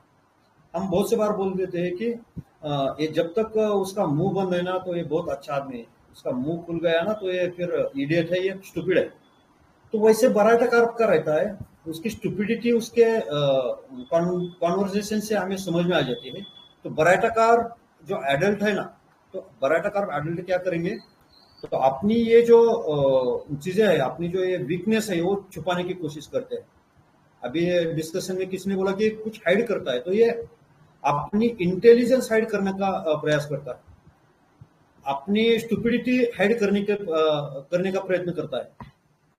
और अपनी स्टुपिडिटी हाइड करने के लिए क्या करता है, वो बिल्कुल एक कॉम्पेंसेशन लेता है कि अपने मुंह पे ताला मार देता है, तो किसी के साथ बोलेगा नहीं, टॉकिंग एवर्शन में चला जाता है, बोलेगा ही नहीं किसी के साथ। तो ये एडल्ट में क्या हो जाता है, क्या बोलेंगे हम, कि ये अपने आप को इस तरह से एडॉप्ट कर लेता है। तो बेसिक जो इसका डलनेस है, तो dullness, a lack of comprehension, इसकी वजह से पूरा जो बराटाकार का पिक्चर है ना वो तैयार हो जाता है। तो हमारे केस में भी हमें ऐसे देखने को मिला कि ये बोलता नहीं। क्यों नहीं बोलता? क्योंकि बोले तो ये कुछ ऐसा उटपटांग बात कर देगा कि लोग हंसेंगे इस पर, और जब लोग हंसेंगे तो हंसने के बाद तो किसी को भी ऐसा बुरा लगता है ना, तो ये छुपाने के लिए क्या कर देता है, ये बोलेगा ही नहीं। अभी क्लिनिक में भी आएंगे ना ये लोग, तो बराटाकार पेशेंट बार बार पूछेगा हमें कि सर ये टैबलेट कब बोले थे सर आप, ये पहले लेने की बाद में लेने की? हाँ सर, खाने के बाद लेने की, खाने के पहले लेने की सर? अच्छा, खाने के बाद। सर नाश्ते के पहले लिए तो चलेगा क्या? तो इस तरह के उटपटांग उसके सवाल रहते, बहुत डिटेल में पूछता रहता है। तो इसका फिर रिस्पॉन्स क्या आता है आईपीआर से? तो ये like to confirm every single detail during a consultation. Rajan Shankar sir लिखते हैं कि he like to confirm every single detail during a consultation, causing irritation and laughter from others। तो इसकी ये डिटेलिंग मांगने की वजह से क्या हो जाता है कि एक तो आईपीआर उसका जो है, उसका जैसे कि हमारे केस में उसका बेटा था तो वो इरिटेट हो गया, और नहीं तो फिर नया कुछ आदमी रहेगा तो फिर वो हंसने लगता है उसको, उसकी इडियोसिटी पे, उसकी मूर्खता पे लोग हंसते हैं। तो इस तरह का इसका बर्ताव रहता है। अभी कुछ दिन पहले मेरे क्लिनिक में एक फीमेल आई थी, उनका केस लिया। उनको कुछ भी ऐसा सुना, किसी का एक्सीडेंट हो गया, कोई मर गया, तो उनको ऐसा पाल्पिटेशन हो रहा था। ऐसी केस थी कि वो घर में अकेले नहीं रह सकते थे, किसी ने कोई तो भी साथ में चाहिए, नहीं तो फिर उनको डर लगना शुरू हो जाता था, चक्कर आना शुरू हो जाता था। ये पूरा केस हो गया। तो मैं भी फिर कल के आकार पे जैसा पिक्चर लगा, लेकिन जब उनको मैंने मेडिसिन निकाले और देने लगा, तो हालांकि मैं सिर्फ 2 डोज में देता रहता हूँ, सवेरे 3 शाम में 3 ऐसे गोले में बता रहा था उनको। तो उन्होंने झट से उनको पति को आवाज दी, आओ मध्या मने मुझे डॉक्टर औषध सांगायला लागले, और पति को बोले देखो देखो क्या बोल रहे, आप ठीक से ध्यान में रखो। तो फिर मैंने कल किराया कार्ब निकाल दिया, उनको बराटा कार्ब दे दिया। मतलब इतनी छोटी सी बात के लिए भी वो क्या करेंगे कि आप याद रखो, मैं आप पे डिपेंड हूं, या छोटी छोटी बात भी इनको ध्यान में नहीं रह सकती। ये छोटे छोटे डिटेल्स के बारे में भी ये पूरा तरह से कंफ्यूजन इनको रहता है। अभी हर बार हमें ऐसे इडियट बराटाकार मिलेंगे ऐसा नहीं रहता, कभी कभी अच्छी पोस्ट पे भी हम बराटाकार को देख सकते हैं। हालांकि इंडस्ट्रियस में भी बराटाकार है, केयर्स अबाउट डोमेस्टिक अफेयर्स में भी बराटाकार है, मतलब उसको घर के सब कामों की चिंता रहती है और वो बहुत जिम्मेदारी से भी वो काम करते रहता है। एंग्जियस अबाउट डोमेस्टिक अफेयर्स में भी हमें बराटाकार देखने को मिलता है। Anxiety about friends at home, इसमें भी हमें बराटाकार देखने को मिलता है। मतलब बराटाकार वेरी ऑर्गेनाइज्ड रहता है, छोटी छोटी बातों के लिए वो कंसेंटियस भी रहता है, केयरफुलनेस भी हमें बराटाकार में दिखती है। लेकिन फिर भी मेनी टाइम क्या हो जाता है कि रिस्पॉन्सिबल भी बराटाकार हमें देखने को मिलता है, लेकिन फिर भी ये डिपेंडेबल पोजीशन रहती है उसकी, बहुत डिपेंड रहता है। और सबसे मेन बात में इसमें यह है कि इसके काम में आर्टिस्टिकनेस नहीं होता, या कुछ चेंज नहीं होता, या कुछ इसके इमेजिनेशंस नहीं होते, कुछ क्रिएटिविटी बराटाकार के काम में हमें नहीं दिखेगी। जो रूटीन रहता है तो रूटीन काम में एकदम फिक्स करेगा, समझो एक आधा जॉब कुछ बनाने का है समझो, तो उसमें वो परफेक्ट रहेगा। वो कामगार हो या लेबर हो, तो एक आधा जो फिक्स काम है जो वही करना है, रोज के रोज वही करना है, तो वो काम में बराटाकार एकदम परफेक्ट रहता है। वो काम एकदम से सबसे अच्छा बराटाकार करेगा। लेकिन यदि उसमें कुछ चेंज आता है, उसमें कुछ उनको चेंज बोलेंगे, तो बराटाकार का पूरा फिर वाट लग जाएगी, बराटाकार को फिर वो संकट लगेगा, फिर वो एंटिसिपेशन में जाएगा। मतलब चेंज या उसमें कुछ नया इमेजिनेशन या उसमें कुछ क्रिएटिविटी बराटाकार नहीं कर सकता। भले वो रूटीन का काम है तो एकदम मस्त करेगा, सबसे अच्छा भी काम कर सकता है, दिल लगा के मन लगा के वो काम करेगा, लेकिन उसमें कभी ये चेंज होना या क्रिएटिविटी की अपेक्षा की जाएगी तो बराटाकार वहां पे फेल हो जाता है। तो इस तरह थोड़ा सा बराटाकार का पिक्चर रहता है कि उसका कॉम्प्रिहेंशन सबसे लो रहता है। इसलिए क्या हो जाता है कि उसमें शाइनेस आ जाती है, टिमिडिटी आ जाती है। अभी बच्चे कुछ कुछ आते हैं ओपीडी में, तो उन्हें बहुत शाय दिखते हैं, मतलब कुर्सी के पीछे छुप जाएंगे या माँ के पीछे छुप जाएंगे। वैसे तो बहुत से कैरेक्टर ऐसे हो सकते हैं, मतलब नैट्रामोर भी वैसे कर सकता है, कल्केराकार करेगा या सिलिका करेगा, टैरेंटुला भी वैसे कर सकता है, हिप्पार्सल भी वैसे कर सकता है। लेकिन क्या है कि हम यदि बराइटाकार को बुलाएंगे आ जाओ बेटा इधर, तो नहीं आएगा, लेकिन उसके हाथ को पकड़कर लेकर आएंगे तो बराइटाकार भाग जाएगा। मतलब बाकी बच्चे समझे नैट्रामोर को लेकर आएंगे तो वो झट से हमारा हाथ ये कर देगा, हटा देगा। टैरेंटुला भी नहीं आएगा, हिप्पार्सल भी एकदम गुस्से से देखेंगे। लेकिन बराइटाकार को हम यदि अपनी तरफ लाते हैं हाथ को पकड़कर, तो वो जैसे शिप ड्राइव करते हैं वैसे अपने साथ आ जाएगा। उसको समझ में नहीं आता कि ये आदमी हमारे साथ अरे बाबा करने वाला क्या है। मतलब ऐसा बराइटाकार का पिक्चर रहता है कि उसको समझ या सूझबूझ बिल्कुल नहीं रहती। यदि बराइटाकार कुछ बोलेगा, कुछ ऐसा डिस्कशन चल रहा है, और तो बराइटाकार समझो क्रिकेट के बारे में बराइटाकार के साथ हमें डिस्कशन चालू है ग्रुप में, तो बराइटाकार ऐसा कुछ बोल देगा कि जिसका वो डिस्कशन से कुछ भी संबंध नहीं रहेगा, और वो उटपटांग बात सुनकर पूरा जो डिस्कशन करने वाला ग्रुप है पूरा उस पर हंसता है, और फिर और बराइटाकार का कॉन्फिडेंस लो हो जाता है, और वो अपनी चुप्पी पे मतलब अपने बोलने पे ताला लगा देता है, तो बोलेगा नहीं वो। इस तरह से वो अडॉप्ट कर लेता है अपने को। तो ठीक है, ये था थोड़ा सा इस केस के बारे में, और ये थोड़ा सा बराइटाकार के बारे में थोड़ा सा बोलने का प्रयास किया। अभी किसी को कुछ क्वेरी है तो पूछो। सर थोड़ा कैलकेरिया से थोड़ा सा बता दीजिए दीदी। इंटेलिजेंस रहता है ना मैम, सबसे इंपॉर्टेंट क्या है कि कल्केरिया बराइटाकार जैसा डलनेस नहीं रहेगा कल्केराकार में। कल्केराकार इंटेलिजेंट रेमेडी है, मतलब उसको क्रिएटिविटी है कल्केराकार में।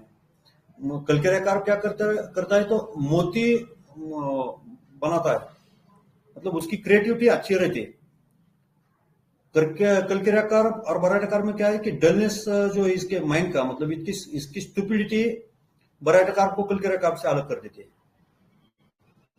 मतलब इसका जो कॉम्प्रिहेंशन है ना एकदम लो लेवल का रहता है, इसकी समझ सूझबूझ बिल्कुल नहीं रहती। हमें समझ में आ जाता है कि वो ये इतना डल है, इतना स्टूपिड है, इसको छोटी से छोटी बात भी इसके समझ में नहीं आती। तो इसी बात पे कल्केराकार और बराइटाकार हम डिफरेंस कर सकते हैं। आर्सेनिक भी बहुत से जिन्होंने बोला कि बाइटिंग टम्बलर है, लेकिन आर्सेनिक बाइटिंग टम्बलर करेगा, मतलब हर किसी में वो खामियां ढूंढेगा हर किसी को, लेकिन खामियां ढूंढने के लिए उसको कुछ बुद्धि तो होना। बुद्धि नहीं रहेगी, इसको खुद का नहीं समझ रहा तो बाकी लोगों का क्या समझेगा इसको। तो इस तरह से हम आर्सेनिक को भी अलग कर देते हैं। अभी फ्लोरिक एसिड भी किसी ने डाला था कि रिस्पॉन्सिबिलिटी नहीं लेता है, इसलिए शायद किसी ने बोला था कि एसिड फ्लोर हो सकता है। लेकिन एसिड फ्लोर यदि रोड पे खड़ा रहा है ना तो गूगलिंग टुवर्ड्स वुमन करता है, और इसका जो रिस्पॉन्सिबिलिटी एवर्जन है ना फ्लोरिक एसिड का, वो अलग कारण से आता है। उसको खुद की आइश करनी है, खुद मजे लेना है, और फैमिली का कोई रिस्पॉन्सिबिलिटी लेने का नहीं इसमें। इसको फैमिली का कुछ लेना देना नहीं, इसलिए लेना देना नहीं कि खुद को आइश करनी है। मतलब ये उस तरह से इंटेलिजेंट रहता है अपने सुख के लिए। लेकिन बराइटाकार का है ना तो बराइटाकार उसको समजता नहीं क्या सुख है क्या दुख है। मराठी में म्हण आहे की ईडीला सासरा माहेर सारखंच, मतलब जो स्टुपिड रहेगी एखादी बच्ची तो उसको ससुराल में रखे क्या या मायके में रखे क्या, वो हमेशा खुश रहेगी। तो थोड़ा सा बराइटाकार का वैसा रहता है। इसलिए फ्लोरिक एसिड का जो इंटेलिजेंस है उसका सेक्स एंजॉय करने में, उसका आनंद लेने में, या वो खुद की एंजॉयमेंट के लिए पूरे फैमिली की रिस्पॉन्सिबिलिटी वो धिक्कार देता है, मतलब फेंक देता है। बराइटाकार फेंकता नहीं, उसको समझता नहीं ये मेरी रिस्पॉन्सिबिलिटी है, ये रहता है। तो वैसे हमें आर्सेनिक, कल्केरियाकार, नैट्रामोर का तो मैंने बोल दिया पहले, और ये फ्लोरिक एसिड भी आया था। तो इससे हम इस तरह से उसका डिफरेंशिएट कर सकते हैं। जी मैम आपका आवाज कट रही है। सर साइलिशिया भी थी ना, आपने वो बताया था जो साइलेसिया हमें दिखेंगे, लेकिन साइलेसिया में क्या रहता है कि साइलेसिया का इतना मतलब डलनेस जो है ना, तो ये कैरेक्टरिस्टिक है इसका। मतलब कॉम्प्रिहेंशन जो है, समझ सूझबूझ जो है ना बराटाकार की, तो ये सब रेमेडी से अलग कर देता है। मतलब मेन जो किंग पिन बोल सकते हैं हम इसका, तो यही है। इसकी टिमिडिटी क्यों आती है? क्योंकि इसकी बुद्धि बहुत कम है, इसका डेवलपमेंट उतना नहीं हुआ। तो बुद्धि कम होने की वजह से उसे लगता है कि लोग मुझ पर हंसेंगे, और हंसते भी हैं। इसलिए कोई फ्रेंड नहीं बनाएगा, अकेले अकेले रहेगा, उसकी टिमिडिटी, शाइनेस। लेकिन साइलेसिया का शाइनेस, टिमिडिटी अलग कारण से है। तो ये जो लो कॉम्प्रिहेंशन है उसका, मतलब ये हर 3 साल में 1 साल पीछे पड़ता है, ऐसे बोलते हैं। वितर्क सर के बुक में लिखा है कि 3 साल के बाद ये 1 साल पीछे पड़ता है। मतलब मेंटली ये पीछे ही रहता है सबके। मतलब समझो ये तीसरी में गया तो इसका दिमाग पहले जैसे चलेगा, तो ये तीसरी के बच्चों के साथ, चौथी के बच्चों के साथ पहली के बच्चों जैसा बातें करने लगेगा। तो लोग क्या करेंगे, इस पे हंसेंगे, इसका मजाक उड़ाएंगे। तो फिर ये क्या कर देता है, फिर एक कोने में जाएगा, वहीं पे बैठा रहेगा। क्यों रहेगा बैठा? क्योंकि यदि मैं उनके साथ खेलने जाता हूं तो वो लोग मुझे मेरा मजाक बनाएंगे, मुझ पे हंसेंगे। तो ये उसको सहन नहीं होता, तो क्या कर देता है, वो अपमान से बचने के लिए अकेले अकेले रहता है। एकदम पीछे वाले बेंच पे जाके बैठेगा।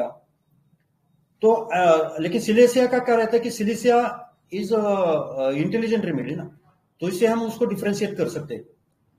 इसका dullness of mind, dullness of intelligence, और सिलेसिया का इंटेलिजेंस, इससे हम उसको डिफरेंशिएट कर सकते हैं।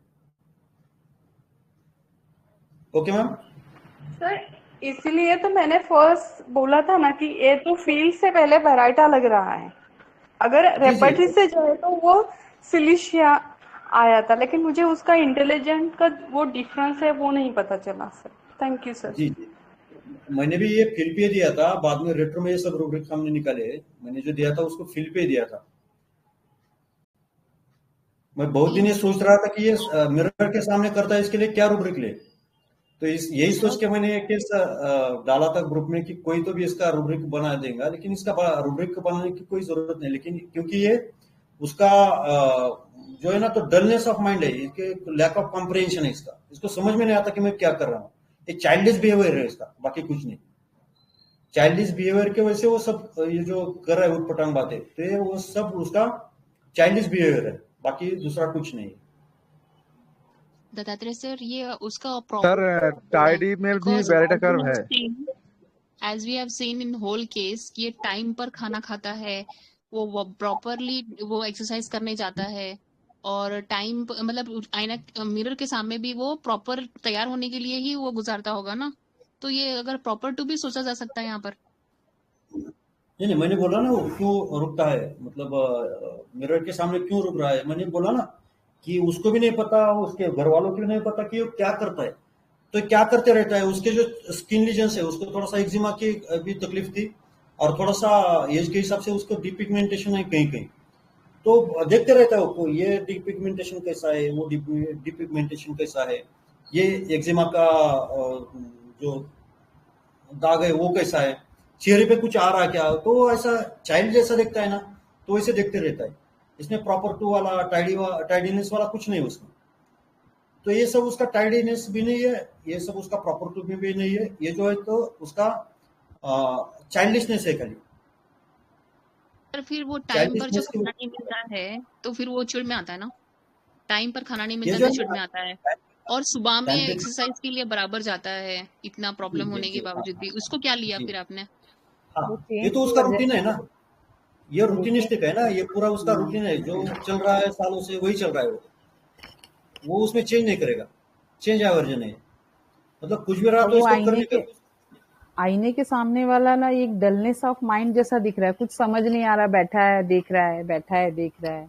एक डलनेस भी तो हो सकता है, वो डलनेस हो सकता है, ये चाइल्डिश बिहेवियर हो सकता है। डलनेस तो तुरंत, हाँ बैठा है सोच रहा है, मतलब सोच ही नहीं पा रहा, कलेक्ट ही नहीं कर पा रहा थॉट, बस बैठा है देख रहा है, बैठा है देख रहा है, क्या है क्या नहीं, मतलब कोशिश भी नहीं, कोशिश, हाँ वो समझ ही नहीं रहा इस चीज को कि मेरे हाथ में क्या है, चेहरे में क्या है, बस डल टाइप से बैठा है। ऐसा हो सकता है जी, वही है। वो खड़ा है तो खड़ा ही है, उसको जब तक बोलेंगे नहीं, हाँ खड़ा है तो खड़ा ही है, मतलब माइंड का एक्टिव है ही नहीं, एक्टिवनेस। हाँ, माइंड का एक्टिवनेस नहीं है उसमें, बिल्कुल ऐसा स्फूर्ति नहीं उसके माइंड में, एक्टिवनेस नहीं है, इंटेलिजेंस नहीं है। तो इसको समझ में नहीं आ रहा कि मैं क्या कर रहा हूँ, बिल्कुल स्लो चल रहा है उसका जो क्लॉक है ना। तो जुने जमाने के जो गाने रहते हैं एकदम स्लो इसमें, तो उस तरह से चल रहा है उसका, स्लो स्लो चल रहा है। इसके जल्दी से उसको समझ में नहीं आता बिल्कुल।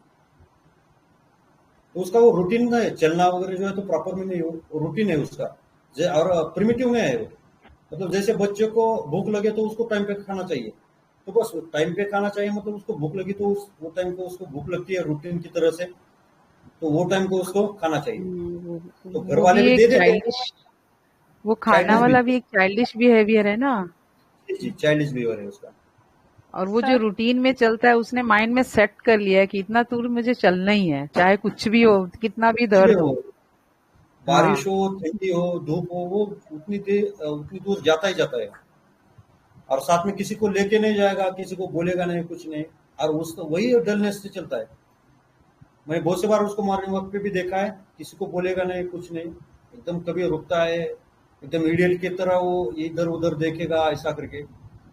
तो बस हमें समझ में आ जाता है कि पापा ये थोड़ा सा डल है या थोड़ा सा इडियट टाइप इसका लुक है। तो उसको देखते ही हमें समझ में आ जाता है। सर एक बात पूछूं? जी सर। सर इसको इतने क्रैक्स है हाथ मतलब पैर में, इतने इतने दर्द के बावजूद भी वो उसका रूटीन चालू है, वो रोज घूमने को जा रहा है, तो ये डलनेस की वजह से ही है ना? जी उसका डलने से है ना, डलने से उसको समझ में नहीं आता कि अब अबे तो हमें दुख रहा है ना, तो दुखना है तो फिर मॉर्निंग वॉक को छुट्टी दे देंगे, नहीं जाएंगे। लेकिन इसको ये समझता नहीं, उसका जो रूटीन शुरू है वही रूटीन करते रहेगा वो। हाँ हाँ हाँ, रूटीन वो फॉलो करते रहता है अपना। हाँ। उसके पैर को इतने क्रैक्स आ गए तो उसके बच्चों को ही उसको लाना पड़ा, वो खुद चल के नहीं आया ना। नहीं बराबर वो है, बोलते रहते हैं ना घर में बराबर दुख होने की वजह रहा से। दुख रहा, जैसे बच्चे बोलते रहते हैं कंप्लेनिंग, वाइनिंग बोलते हैं। तो वैसा हाँ उसका घर में चलते रहता है उसका, कि दुख रहा है, दुखते दुखते ऐसा, तो मुझे लेके चलो बोलता है ना वो। अच्छा अच्छा अच्छा। हाँ सर एक बात, सर दूसरी एक ये बात पूछना था, लिपस्टिक भी उसकी जो पे है सर, मैंने बहुत ढूंढा था पर मेरे को मिला नहीं था। जी मैम, डबल फिर से पूछे प्लीज, सर आवाज रूटीनिस्टिक नहीं जो आई। रूब्रिक है वो मैंने हाँ हाँ, रेपर्टरी में देखा था, मेरे को नहीं मिला। कहाँ पे मिलेगा, कौन सी रेपर्टरी में है ये? नहीं नहीं, चेंज आवर्जन देख सकते हैं ना मैम, चेंज आवर्जन सर देख सकते हैं। रूटीन क्या मतलब क्या बोला है, आपने? रूटीन मतलब क्या है कि सर प्लीज रिपीट। चेंज करने का नहीं। हेलो, सर सर ने आवाज बोला नहीं चेंज एवर्सन, आ रही आपकी। सर ने बोला चेंज एवर्सन देख लो आप। Okay okay, thank you sir, thank you sir, thank you. Okay ma'am. Sir दूसरी बात ये पूछना था कि घर वालों के ये ऐसा बिहेव करता है, उसकी वजह से घर वालों के आंख में एक उसकी एक इमेज बन चुकी है ना, कि ये खुद एक जैसा कि अपन बच्चों में एक्सेसिव पेरेंटल कंट्रोलिंग देखते हैं, वैसा इसके ऊपर भी घर वालों का पूरा कंट्रोल है करके वो एक कंट्रोल, इमेज बन। हाँ हाँ वो तो इमेज, ये तो इमेज है ना उसके घर वालों के सामने इसकी। तो घर वाले क्या करते हैं, इसको प्रोटेक्ट करते रहते हैं। क्या समझे उसने बच्चों भी वो को, अडेप्ट कर लिया ना सर, हाँ उसने भी वो अडेप्ट कर लिया ना। जी, तो वो तो हो जाएगा ना सर इतने साल में, उसने भी अच्छा अडॉप्ट कर दिया और घर वालों ने भी इसको अडॉप्ट कर लिया। वो तो होने वाला है ना ये, ओके ओके सर। वही तो ये कॉम्पेंसेशन सब जो बताया था ना मैंने। ये सब जो वो बिहेव करता है जैसा कि टीवी के सामने, आईने के सामने, तो वो डलनेस की वजह से, वो उसका कॉम्प्रहेंशन बहुत कम है, उसकी वजह से है ना। जी जी जी, बिल्कुल ओके, बिल्कुल। Thank you sir. हाँ ओके। अभी फिर मैं बोलूं? फाटक सर क्या, एक मिनट, फाटक सर क्या बोलते हैं देखिए बराटाकारों के बारे में। फाटक सर बोल रहे हैं slow grasp, silly, absurd and backward. अभी ये जो है ना, ये 4-5 शब्द है बराटाकार के लिए, फाटक सर ने यूज किए वाले। तो ये बहुत इंपॉर्टेंट है। ये क्या रहता है कि स्लो ग्रास्प रहता है, मतलब ग्रास्पिंग पावर बहुत स्लो है इसकी। सिली है, एब्सर्ड है मतलब मूर्खतापूर्ण उसका बिहेवियर रहता है, और बैकवर्ड है, बैकवर्ड मतलब उसके उम्र के हिसाब से वो बैकवर्ड रहता है। क्योंकि आगे सर बोलते हैं children are late coming into usefulness to take on their responsibilities and do their work. मतलब ये जो बच्चे रहते हैं ना, बहुत लेट डेवलप होते रहते हैं अपनी रिस्पॉन्सिबिलिटी लेने के लिए या किसी काम के लिए। ये चाइल्डिश एंड थॉटलेस बिहेवियर, तो हमने हमारे पेशेंट में भी देखा कि चाइल्डिश बिहेवियर है उसका। थॉटलेस मतलब वो खड़ा रहा तो खड़ा ही रहेगा, मिरर के सामने देखते रहा तो देखते ही रहेगा। तो ये थॉटलेस बिहेवियर चाइल्डिश बिहेवियर है उसका। ये टिमिड है, कॉवर्डली है, ग्रोन्स फ्रॉम एवरी लिटिल थिंग, मतलब हमारे सामने क्या कर रहा है, उसका क्रैक्स कम हो गया लेकिन वो छोटे छोटे जो डिपिगमेंटेड स्पॉट्स है उसके लिए वो क्या कर रहा है, हमारे सामने रो रहा है। हे कमी नाही झालं, ते कमी नाही झालं असं बोलणं। तो ऐसा बोलने के बाद फिर उसका आईपीआर चिढ़ जाता था उस पर, ते राहू द्या चला आता, तो ऐसा उसका आईपीआर बोलने लगा। तो ये क्या था उसका रोना था। ग्रोन्स फ्रॉम एवरी लिटिल थिंग, छोटी छोटी बातों के लिए रोते रहता है। वाइनिंग मूड मतलब रोतलू स्वभाव रहता है इसका। इंक्रीजिंग मेंटल वीकनेस, इसकी मेंटेलिटी जो है उसका इंटेलिजेंस उसमें भी वीकनेस लगता है। बिग क्लाउडेड माइंड मतलब एक कंफ्यूज माइंड रहता, जैसे बादल आने के बाद सूरज की रोशनी हमें नहीं दिखती, वैसा इसका जो माइंड है ना तो बिग क्लाउडेड रहता है। बैड मेमोरी, बस इसको एखादा लेसन याद करने के लिए बोलो बिल्कुल होगा नहीं, ये मार खाने में हमेशा अव्वल रहता है स्कूल में, इसलिए इसकी बैड मेमोरी है। फॉरगेट्स हर इरेंट और वर्ड इन हर माउथ, बहुत से बार हमें देखने को मिलता है की सर टिप ऑफ टंग होते, जिभेपर्यंत आले पण तोंडातनं बाहेर निघेना, तो शब्द मला आठवेच ना, मतलब he don't remember the word he wants to tell us. ये रिजोल्यूशन, ये तो बहुत कीपिंग है उसका, थिंकिंग है, मतलब इसमें ये रिजोल्यूशन रहता, जिसकी निर्णय क्षमता बिल्कुल वीक रहती। मतलब सादा पेन भी खरीदना है तो किसी की तो भी उसको मदद लगेगी कि ये कलर लेना है, ये कंपनी लेनी है या ये पॉइंट लेना है, इसमें ये रिजोल्यूशन उसका कायम रहता है। मिसट्रस्टफुल, किसी पे भरोसा नहीं करेगा। शाय ऑफ स्ट्रेंजर्स, स्ट्रेंजर के सामने जाने में उसको झिझक होती है, वो शाइनेस आ जाता है। क्यों आ जाता है, क्योंकि कावर्ड है। कावर्ड क्यों है, क्योंकि इसका कॉम्प्रिहेंशन बहुत वीक है। मेमोरी मतलब उसका मेंटेलिटी इतना डेवलप नहीं हुआ कि ये दूसरों के सामने जाकर कुछ बोले या किसी के साथ कुछ कॉन्वर्सेशन करे, क्योंकि उसको पता है कि लोग हमें हंसेंगे। Things his legs are cut off and he is walking on his knees. अब ये क्या है, तो इसको थोड़ा सा मेटाफोर के लिए हमें समझना पड़ेगा कि इसको लगता है कि मेरी टांगे कटी हुई है और मैं घुटनों पे चल रहा हूँ। मतलब ये क्या है कि ये जो रहता है ना तो उसमें डिपेंडेंसी बहुत है, दूसरों पे बहुत डिपेंड है। तो जब कुछ उसकी डिपेंडेंसी चली जाती है, मतलब जिस पे डिपेंड है वो आदमी यदि उसके साथ नहीं है तो उसे लगता है कि उसकी टांगे काट दी गई, मतलब उसको अभी टांगे ही नहीं है, वो अपने घुटनों के बल रेंगते हुए चलेगा, ऐसा उसको फीलिंग हो जाता है, ऐसा उसको डेल्यूजन हो जाता है कि मैं जिस पे डिपेंड था वो मेरी टांगे थी, जिसके ऊपर मैं चलता था, जिसके सहारे में चलता था, वही अभी हमें छोड़ के चला जाए तो फिर हम घुटनों के सहारे अभी हमें रेंगना पड़ेगा। जैसे कि राजेंद्र शंकर सर ने भी एक केस के बारे में बोला है कि उन्होंने बोला है कि एक औरत को बहुत आर्थराइटिस हो गया था, उसको बहुत जोड़ में दर्द था। तो कारण क्या था कि उसकी नेबर जो थे वो चली गई थी वहां से, और उसका उससे ज्यादा जुड़ाव था। क्यों जुड़ाव था, तो उसके मदर टंग में बात करने वाली वही एक औरत थी उसके नेबर में, बाकी कोई उसके भाषा में बात नहीं करता था। तो जब से उसको वो एलिमेंट्स आ गए, मतलब उसको अभी लग रहा है कि उसकी टांगे काट दी गई है। Things his legs are cut off and he is walking on his knees. Child does not want to play but sits in corner doing nothing. अभी चाइल्ड जो है ना तो खेलने को नहीं जाएंगे, पार्क में छोड़े तो एक बाजू में बैठे रहेंगे। बच्चों में वो मिलनसारता नहीं रहती, सोशेबिलिटी नहीं रहती। जैसे फास्फोरस का चाइल्ड है तो नए इन्वायरमेंट में भी जाएगा और झट से उसमें घुल मिल जाएगा, लेकिन बराटा कार्प क्या करता है, तो प्ले नहीं करता या खुद खेलेगा नहीं जाकर। क्यों नहीं जाएगा, क्योंकि उसको स्ट्रेंजर से डर लगता है, उसको शाइनेस है, टिमिडिटी है, और सबसे इंपॉर्टेंट बात है कि उसको कॉन्फिडेंस नहीं रहता और उसको लगता है कि लोग मुझ पे हंसेंगे। Children can not remember and learn. जो बच्चे खुद लर्न नहीं कर सकते या सीखते नहीं, याद नहीं कर सकते, उनके लिए बराटाकार बहुत अच्छी दवा है। ग्रीफ ओवर ट्रिफल्स, छोटी छोटी बातों के बारे में ये दुखी रहते हैं। जैसे हमारे केस में भी छोटी छोटी उसके जो डिपिगमेंटल स्पॉट्स थे, उसके लिए बंदा हमेशा कंप्लेनिंग रहता था। Things one is being laughed and made fun of. इसको लगता है कि लोग हम पे हंसेंगे, इसलिए क्या करता है, hides behind the furniture and keeps the hands over the face. तो ये हाइड करने की कोशिश करता है। पिपिंग थ्रू द फिंगर्स, मतलब ऐसे करके वो देखेगा, मतलब इसको हर बार यही जेस्चर होना चाहिए ऐसा नहीं, लेकिन हम इसको मेटाफोरिकली समझ सकते हैं कि इसका शाइनेस की वजह से, इसकी टिमिडिटी की वजह से क्या कर देता है कि खुद को हाइड करता है। कितना हाइड करता है, तो समझो किसी को कुछ फैशन करनी है, समझो किसी को शाइनी शूज पहने, एक बुक में लिखा है कि उसको शाइनी शूज भी वो पहनता नहीं।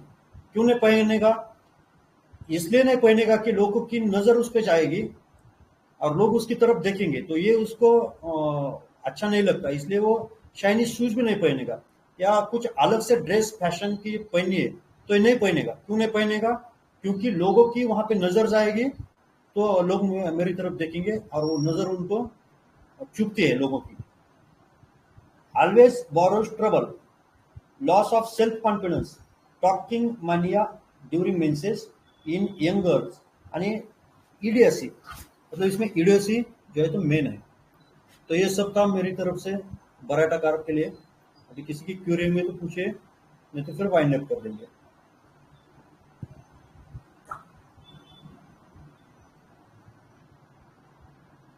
प्रवीण सर,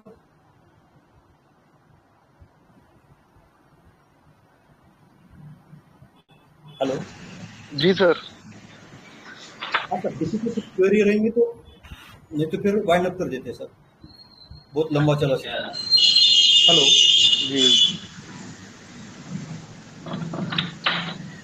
जी जी, बताइए अगर किसी की कोई क्वेरी है। हेलो। हाँ सर।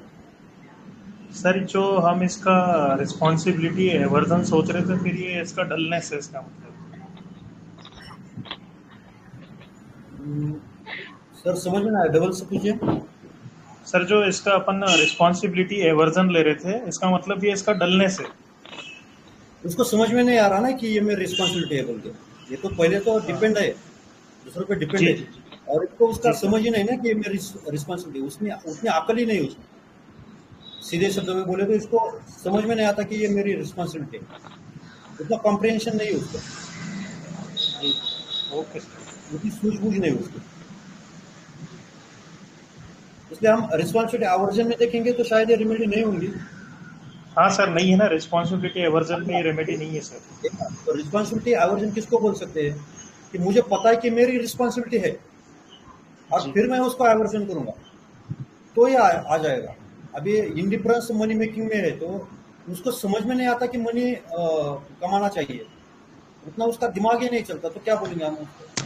जैसे हम वो बोलते हैं कि बच्चों के हाथों से पाप नहीं होते रहता, क्योंकि उसको उसकी समझ ही नहीं रहती है ना।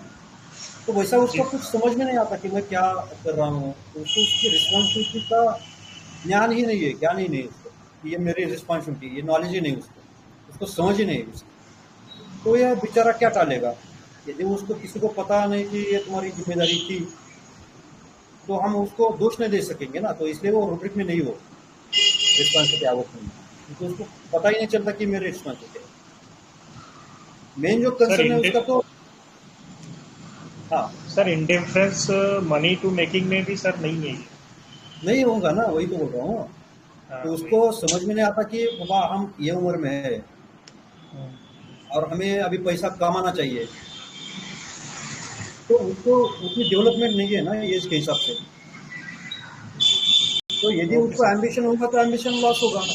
एम्बिशन लॉस होने के लिए पहले एम्बिशन तो होना चाहिए ना, उसके एम्बिशन को समझ होना चाहिए। जिसको समझता ही नहीं है तो वो क्या कमाएगा पैसा, इसलिए वो इंडिफरेंस में नहीं है, वो रूब्रिक में नहीं है। इसलिए कैसा कि जब हम फील पकड़ेंगे तो करेक्ट रेमेडी मिल सकते, रूब्रिक से जाएंगे तो फिर गलत हो जाएंगे इस तरह से। जब तक हमें वो रूब्रिक का सही से पता नहीं है, वो रूब्रिक क्यों लगाना है ये जब तक हम समझ नहीं सकेंगे। जैसे कि मोदी सर क्या करते थे कि रूब्रिक को पूरा केस समझकर फिर रूब्रिक लगाते थे। हम क्या करते हैं कि हम वर्जन पे रूब्रिक लगाते हैं, वर्जन पे रूब्रिक लगाएंगे तो बहुत से बार फिर फेल्यूर आता है सर। जब तक हम केस समझकर वो रूब्रिक सिलेक्शन नहीं करते तब तक हम फिर ये कर नहीं सकेंगे उसका।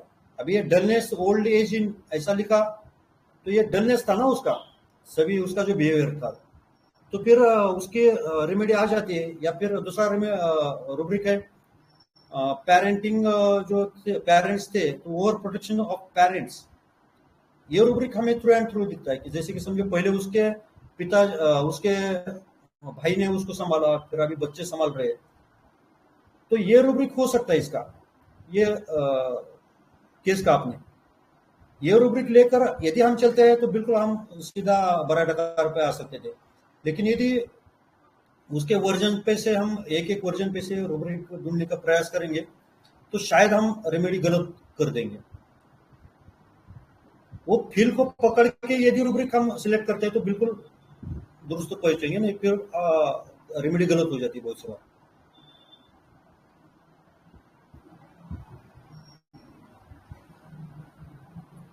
मानिक सर नमस्ते।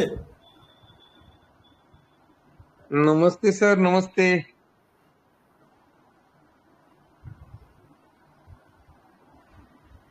बढ़िया डिस्कशन चल रहा है।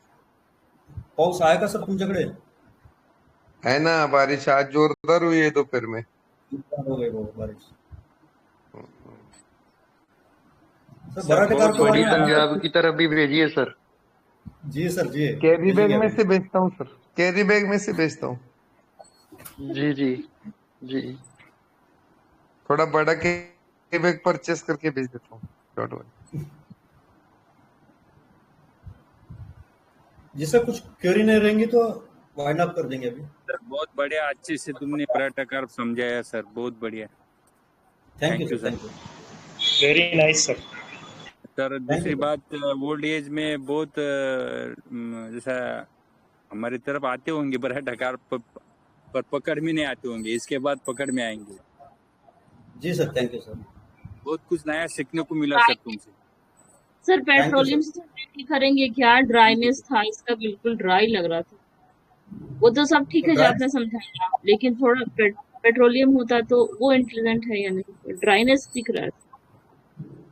ड्राइनेस है लेकिन पेट्रोलियम का अलग है ना। पेट्रोलियम मतलब इतना डलनेस नहीं रहता पेट्रोलियम में भी। पेट्रोलियम का ड्राइनेस वो अलग है उसका। जी सर, वो तो फैमिली मैटर्स को सॉर्ट आउट करने के उसमें जाता है ना कि सब मैं सेटल करके चला जाऊं।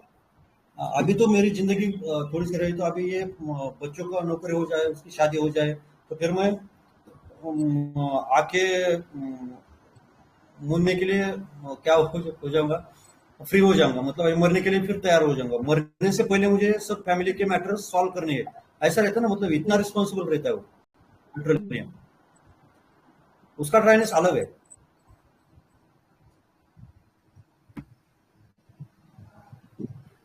पेट्रोलियम फ्यूल है ना, तो उसकी एनर्जी फ्यूल के अकॉर्डिंगली रहती है।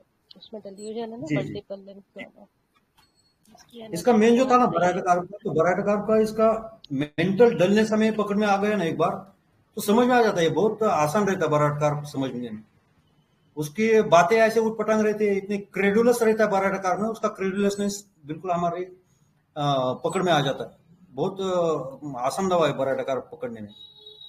उसका क्रेडुलसनेस यदि पकड़ में आ जाए ना तो बहुत जल्दी हम बराटाकार को पकड़ सकते हैं। और क्रेडुलसनेस वो दिखाता ही है, क्योंकि उसका भांडवल ही उतना ही है, उसकी प्रॉपर्टी क्रेडुलसनेस है। तो एक आधी बात ऐसे करेगा ना वो, तो हमें समझ में आ जाएगा अरे ये तो येड़ा है, ये तो स्टूपिड है। ये स्टूपिडिटी उसकी दिखती है हर बार, तो इसलिए वो छुपाने के लिए चुप्पी साधे रहता है, हाइड करते रहता है। लेकिन उसकी ये जो क्रेडुलसनेस है वो बिल्कुल समझ में आ जाते हैं। बेलाडोना से तो उसके क्रेडुलसनेस बिल्कुल अलग है। बेलाडोना का जो क्रेडुलसनेस है या नाइवनेस है वो अलग है, इसका अलग है। मतलब इसकी मूर्खता हमें समझ में आ जाती है। बराटा कार्प की एनर्जी अलग है, बेलाडोना की एनर्जी अलग है। तो एनर्जी हमें एक बार समझ में आ जाए ना पेशेंट को देखने के बाद, तो बिल्कुल ये आसान हो जाता है पूरी चीज। अभी जो किसी ने कहा कि फ्यूल है, इसका क्या मतलब है? प्लीज बताएं, फ्यूल है इसका, बस एक लाइन। पेट्रोलियम क्या है मैडम? नहीं, फ्यूल का पेट्रोल क्या क्या है? मतलब है, ऐसा बोले। यस। मतलब फ्यूल तो क्या, तो एक भी थोड़ी सी हम आग लगाएंगे तो भड़क जाएगा ना वो। मतलब एनर्जी लेवल ज्यादा है उसकी, ऐसा बोलने का मतलब था उनका। फ्यूल क्या रहता है कि थोड़ी भी उसको पेट्रोल की इसमें थोड़ा भी एक चिंगारी गिर जाए आग की, तो पूरा पेट्रोल की टंकी को आग लग सकती है। मतलब यही एनर्जी है। और बराटा कार का बिल्कुल वैसा नहीं रहेगा। बराटा कार एकदम डल है, उसमें उतनी एक्टिविटी नहीं है, उतना एक्टिवनेस नहीं रहता बराटा कार में। ये बोलने का मतलब है उससे। Okay ma'am. मैं नेक्स्ट केस पेट्रोलियम का कवर करती हूँ मैम, तब आपको समझ आएगा। ठीक है। हाँ, जरूर करिए, जरूर। जी welcome. Thank you sir, Dattatreya thank you sir, ma'am. Thank you for explaining. Thank you. Thank you sir, thank you, बहुत अच्छा लगा आपका। सर बहुत सुंदर केस था। पहचान होगी पेशेंट का। Thank you. Thank you ma'am. Thank you. जी, तो वाइंड अप करते हैं आज की इस वीसी को। जी सर। जी वंडरफुल सेशन सर, और आपका हार्ड वर्क दिखता है इस सेशन के लिए, जो आपने इतना मेहनत के साथ सब प्रिपेयर किया है और इतना सिंप्लीफाइड करके सिंप्लीफाइड बराटा कार्प को इतने अच्छे से आपने एक्सप्लेन किया है। तो आशा करते हैं थैंक यू। जैसा रिस्पांस आ रहा है, हमारे रिस्पेक्टेड IHF फैमिली मेंबर्स जो हैं वो बराटा कार्प को अभी मिस नहीं करेंगे क्लिनिक में, वो बहुत इजीली इसको क्रैक करेंगे। तो हमारी IHF फैमिली की ओर से हमारे respected mentor doctor Dattatreya sir का बहुत बहुत आभार आज की इस शानदार वीसी के लिए। और हमारे सभी रिस्पेक्टेड IHF फैमिली मेंबर्स का बहुत बहुत आभार आपके सपोर्ट के लिए, पार्टिसिपेशन के लिए, और जिन्होंने इस केस को क्रैक किया है उनको ढेर सारी शुभकामनाएं। और जुलाई में हमारे मोस्ट रेवर्ड गुरुजी डॉक्टर अशोक कुमार मोहंती सर का बर्थडे सेलिब्रेशन है, मेगा सेलिब्रेशन होगा। सभी पार्टिसिपेट कीजिए और ज़्यादा पार्टिसिपेट कीजिए, और जो आपके नियर एंड डियर वंस हैं जिन्होंने अभी तक IHF फैमिली को ज्वाइन नहीं किया है, उन सभी को प्लीज ज्वाइन करवाइए। Thank you so much. Thank you sir. Thank you. My pleasure sir.